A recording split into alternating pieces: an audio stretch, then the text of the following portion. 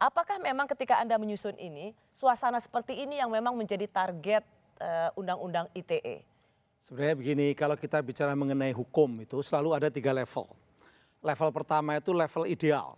Apa yang diinginkan kalangan filosof, kalangan akademisi, aktivis, wartawan juga kadang-kadang level ideal. Kemudian itu diturunkan ke level normatif, yaitu aturan hukumnya. Ya, Undang-Undang ITE sudah menjadi hukum positif, itu berarti level normatif aturan hukumnya. Kadangkala aturan hukum belum tentu sama dengan level yang ketiga, yaitu dunia praktis pelaksanaannya di lapangan.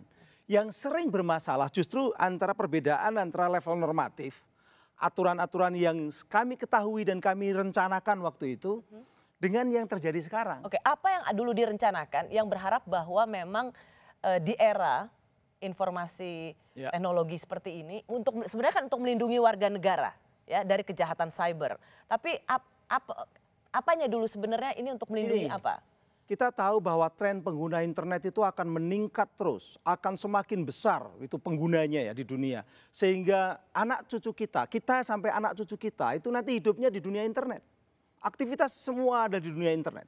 Termasuk berdebat di dunia internet, berkomunikasi di dunia internet.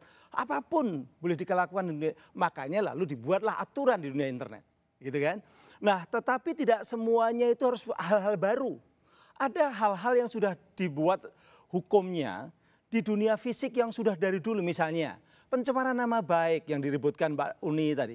Kemudian juga penyebaran kebencian itu sudah ada di Wetboek van Strafrecht. Ya, tapi masalahnya kan sekarang Undang-Undang ITE terus menjadi pasal yang disertakan. Ya, karena memang itu yang namanya mencemarkan nama baik itu dilarang. Sehingga lalu kemudian diekstensikan di dunia maya pun juga dilarang mencemarkan nama baik. Cuman pengertian mencemarkan nama baik termasuk juga menyebarkan kebencian tidak ada hubungannya dengan kebebasan berpendapat. Di mana? Di mana tidak ada hubungannya? Anda mau berpendapat itu seburuk apapun, itu tidak boleh kita sebut sebagai pendapat yang salah. Karena memang pendapat, misalnya setuju, tidak setuju, suka, tidak suka. Dan itu nggak boleh dijerat hukum? Itu tidak dijerat hukum. Jadi kalau kasus Jerings misalnya mengatakan kacung WHO dengan alasan soal rapid test, lalu ini soal konspirasi, atau kemudian ada Anji, atau banyak, ini yang selebriti. Ini kita warga negara biasa yang kemudian memposting dan dianggap membuat onar, menimbulkan rasa kebencian. Apakah memang itu pantas? Bentar, begini. Sepanjang dia adalah pendapat, walaupun menyakitkan, seberat apapun menyakitkan, bikin kita marah, bikin kita sedih, marah dan drop bahkan mungkin gitu ya. Karena kita tahulah yang namanya dokter itu, saya keluarga dokter ya, saya keluarga dokter. Dokter itu betul-betul bertaruh nyawa. Jadi sangat marah lihat orang yang menganggap bahwa dokter dengan ID-nya itu kacungnya WHO itu marah. Tapi sepanjang itu adalah pendapat, tidak bisa dipidana karena ada kebebasan berpendapat. Jadi menurut Prof. Henry, apa yang dilakukan oleh polisi Polda Bali dalam hal ini berlebihan? Bukan begitu. Tapi kalau ada unsur di situ bahwa Jering itu menyebarkan kebencian dalam artian mengajak orang lain untuk membenci kelompok tertentu, ya berdasarkan suku, agama, ras dan antar golongan tadi. Jadi mengajak orang lain mensiarkan kebencian, mensiarkan permusuhan, itu bisa kena.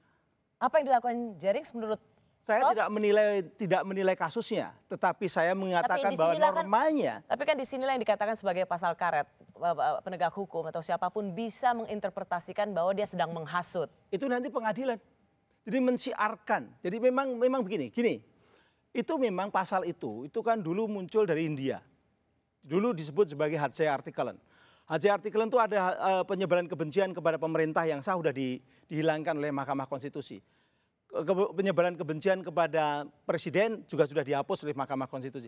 Tapi menyebarkan kebencian, mengajak membenci dan mensiarkan kebencian pada golongan lain, suku, agama, ras orang lain, itu dipertahankan karena memang Indonesia ini golongannya macam-macam. Kalau dibiarkan itu berarti akan memunculkan keributan antar golongan. Itu yang kenapa undang-undang ini kemudian juga yang terkait dengan undang-undang dan siapapun yang merasa kelompoknya atau golongannya merasa orang diajak untuk membenci golongannya atau kelompoknya berhak juga untuk menggunakan pasal ini. Itu kayak yang Anda katakan, kalau isinya termasuk adalah di dalamnya ID. Ya persoalannya adalah di situ ada nggak apa ini unsur bahwa betul-betul si Jering dan teman-temannya atau Jering ya, Jering aja. Jering itu mensiarkan, mengajak orang lain untuk membenci dokter, untuk membenci kelompok dokter. Ada nggak? Kalau nggak ada, ya tidak bisa masuk. Oke. Tapi saya tidak akan ngomong kasusnya ya, karena saya bukan nggak melihat, saya bukan saksi ahli di sana. Cuman hukumnya begitu, normanya begitu.